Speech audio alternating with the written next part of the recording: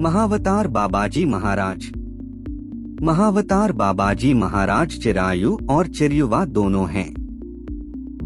महामुनि त्र्यंबक बाबा, शिव बाबा और बड़ुआ बाबा जैसे विभिन्न नामों से संबोधित बाबाजी महाराज को किसी भी ऐतिहासिक या शास्त्रीय निश्चितता के साथ वर्णित नहीं किया जा सकता है।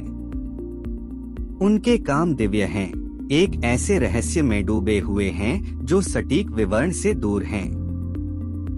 समय उनके जन्म, पहचान और जीवन के बारे में तथ्यों को प्रकट करने में विफल रहा है।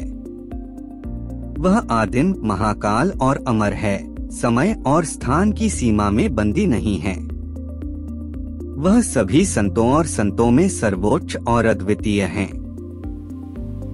बाबाजी महाराज हिमालय के घने जंगलों, गुफाओं और बर्फ से ढकी चोटियों में गहरे ध्यान में तल्लीन रहते हैं, साथ ही परम पथ पर चलने वाले गंभीर साधकों पर भी नजर रखते हैं। उनके चमत्कारी प्रकट होने और गायब होने की दिव्य लीला, जैसा कि उनके शिष्यों लाहिड़ी महाशय, स्वामी प्रणवानंद, स्वामी श्री युक्तेश्वर, हमसा स्वामी केवलानंद ने सुनाई है। महावतार बाबाजी ने ही लुप्त हो चुकी इस वैज्ञानिक क्रियायोग की तकनीक को इस युग में पुनर्जीवित किया है। अपने शिष्य लाहिड़ी महाशय को क्रियायोग की दीक्षा देते हुए बाबाजी ने कहा था, मैं तुम्हारे माध्यम से 19वीं शताब्दी में जो क्रियायोग इस संसार को दे रहा हूँ, यह इसी क्रियायोग का पुनः प्रवर्तन है जिसे आज से सहस्त्रों वर्ष पूर्व श्री कृष्ण ने अर्जुन को दिया था। तत्पश्चात जिसमें Patanjali, Jesus Christ, Saint John, Saint Paul और कुछ अन्य शिष्यों को दीक्षित किया गया था। श्री बाबाजी महाराज सांसारिक मंच की देखरेख करते हैं, केवल कभी कभार ही दिखाई देते हैं। कुंभ मेले में उन्होंने लाहिड़ी महाशय के प्रिय और करीबी शिष्य प्रियनाथ स्वामी श्री युक्तेश्वर को स्वामी जी के रूप में संबोधित किया।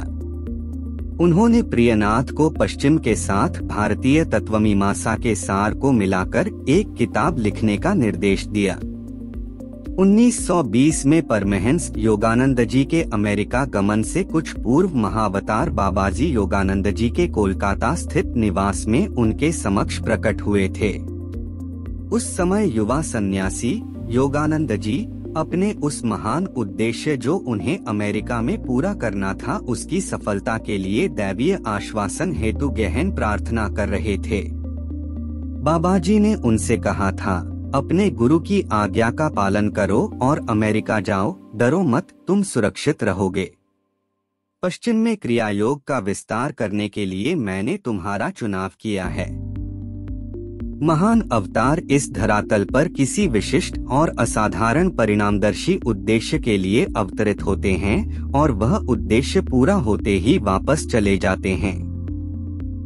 बाबाजी जैसे अन्य अवतार इतिहास की किसी प्रमुख घटना से संबंधित कार्य को नहीं, बल्कि युग युगों में धीरे धीरे होने वाले मानवजाति के क्रम विकास से संबंधित कार्य को अपने हाथ में लेते हैं।